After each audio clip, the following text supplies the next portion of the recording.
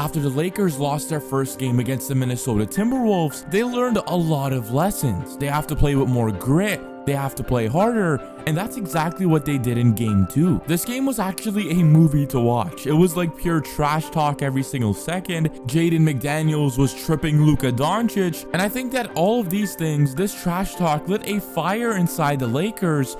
And well, they got a very major victory, but how did they do it actually? Well, the first reason is because of playmaking. I noticed that Luka Doncic wasn't passing the ball a lot the first game. That's why he only had 1 assist. But in the second game, it was a completely different story, as he finished the game with 9 assists, and while the plays he was making were insane. It all starts off when the Lakers grab a rebound. Luka is asking for the ball because he clearly knows that there's going to be a mismatch inside the paint where Conley's trying to guard LeBron, and all Luka has to do is throw a brilliant over-the-head pass for an easy finish. But the reason this ball movement was working in the first place was because the Lakers were hunting for mismatches, and while they used Dorian Finney-Smith to set off-ball screens just so LeBron James could get off Julius Randle and onto the more favorable matchup in this case, which is Naz Reid. And once he has Naz Reid on him, he hits him with a couple of jab steps, and that's an easy bucket for Bron. But the Lakers run the exact same play the next time, but instead of Dorian Finney-Smith setting the off-ball screen,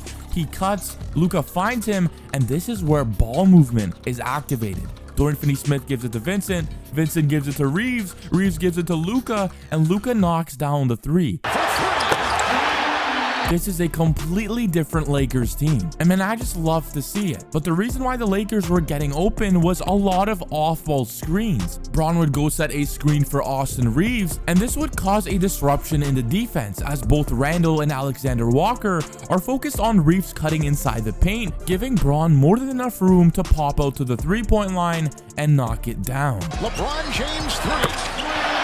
Off-ball screens have been a staple in many offenses. The Golden State Warriors like to use it a lot to get Steph open, and while the Lakers like to use it a lot to get LeBron open. And while over here, Gabe goes to set LeBron an off-ball screen, and while as LeBron comes off of it, Julius Randle is a little bit behind, giving Bron the cue to go to his signature shot and hit that fadeaway. So far, we have been focusing on ball movement and off-ball screens, but we also have to focus on the cutting from the Lakers squad. Because we know Luka attracts a lot of gravity. Gravity meaning that a lot of players double team him. And while sometimes when Luka is driving inside the paint, defenders like Julius Randle won't even focus on their matchup in the corner. Instead, they would look at Luka Doncic, and well, this causes Julius Randle's bum ass to get cut on, and that's an easy bucket for Dorian Finney-Smith. You can even see the reaction of the Minnesota Timberwolves bench. They know Julius Randle made a very big mistake. But the playmaking isn't over yet. Luka Doncic is on Rudy Gobert now, and he just plays games with him. Acts like he's gonna cut and gets the ball right back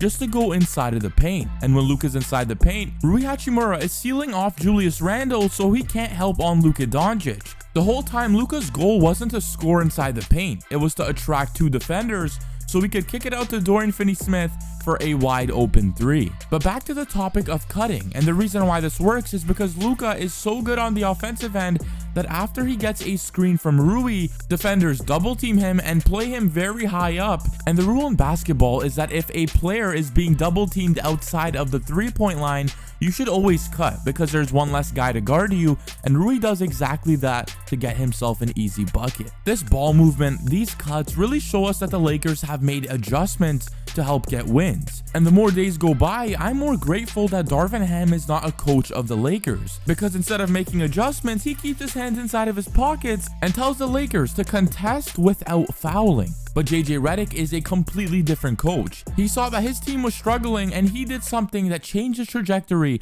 of the entire game.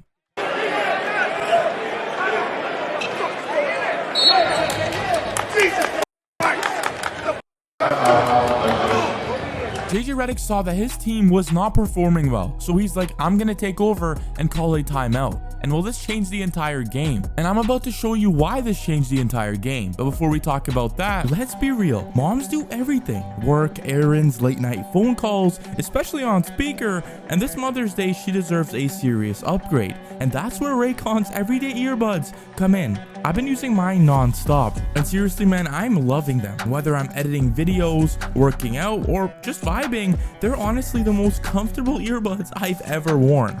great sound, they never fall out, and they last 32 hours on a single charge. Not only is this good for Mother's Day, but it's also good for me because I love the active noise cancellation, peace and quiet when I'm trying to study in an environment. It's pretty good. Also, it has quick charging. With 10 minutes of charging, you can get 90 minutes of battery life, which is insane. Plus, they come in awesome colors. They have forest green, but I really like the black color. The protective case also helps with wireless charging, so she could just drop it in the pad and go.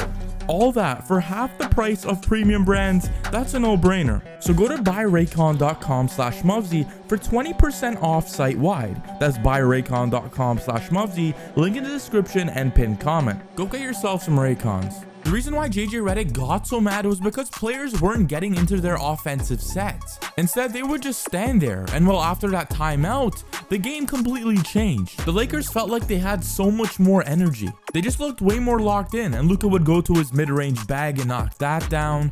With 4, with 3, and he uses the window. But one thing that I really liked after that timeout was the fact that the Lakers were crashing the glass and hustling to grab rebound. This energy on the rebounding side of the game also translated on the defensive end too, because the Timberwolves only ended up shooting 5 for 25 from the three-point line. And while you want to know how big of a difference it is, it's a major one, because in game 1, the Wolves shot 21 for 42. And well, if the Lakers want a chance to beat the Timberwolves in the playoffs, they would need Austin Reeves to turn up late in the game, and that's exactly what he did, hitting crazy shots, And Randall for Minnesota. Austin. cooking Rudy Gobert, Crossover Reeves. Gobert is there. Reeves. Gobert will defend. Austin Reeves. It was just an amazing game to watch for Austin Reeves. And for LeBron James, he had a play that saved the entire game. Bulls have it. Edwards on the move. LeBron stole the ball. James with the ball. Pile drives. LeBron was also doing amazing off the ball, and when the Lakers would miss three-pointers, he was right there to grab the rebound and put the ball back in. But in the fourth quarter, Bron picked up the pace, and he was playing like it was 2013. James. Reeves.